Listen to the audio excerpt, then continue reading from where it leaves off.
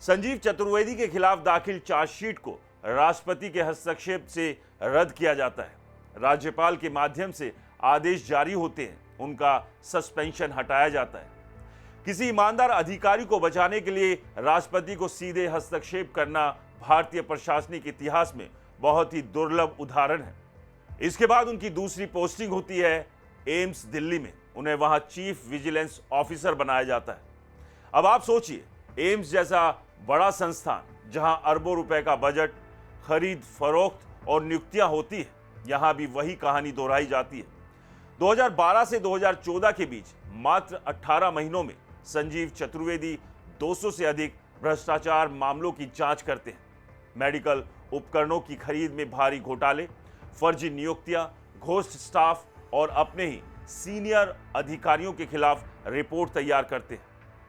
चतुर्वेदी किसी को नहीं बख्शते और जैसा कि अक्सर होता है, पूरा सिस्टम फिर से उनके खिलाफ खड़ा हो जाता है। विरोध, दबाव और बदले की भावना आसमान छू रही होती है, लेकिन इसी ईमानदारी और साहस के लिए उन्हें 2015 में रेमंड्स मैग्सेसे पुरस्कार दिया जाता है। ध्यान देने वाली बात यह है कि उन्होंने पुरस्कार राशि भी सरकार को दान में लौटा दी। अब कहानी यहां से और गंभीर हो जाती है। 2016 में उनकी परफॉर्मेंस अप्रेजल रिपोर्ट में उन्हें 0 अंक दिया जाता है। एक ऐसा अधिकारी जिसने पूरी सेवा भ्रष्टाचार से लड़ते हुए बिताई, उसे 0। यह मामला कैट यानी सेंट्रल एडमिनिस्ट्रेटिव ट्रिब्यूनल में जाता है।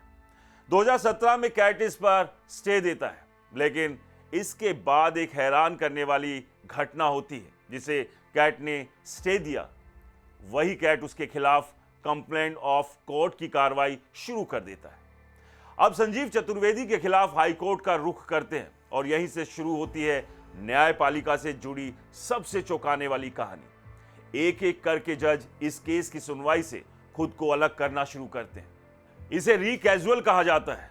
रीकैजुअल का मतलब होता है कि जज निष्पक्षता बनाए रखने के लिए किसी केस से खुद को हटा ले। प्राकृतिक न्याय का सिद्धांत यही कहता है, लेकिन यहां एक अहम सवाल उठता है, क्या जज को रीकैजुअल का कारण बताना जरूरी है? दोस्तों, कानून में इसकी कोई बाध्यता नहीं है और इसी का फायदा यहां देखने को मिलता है।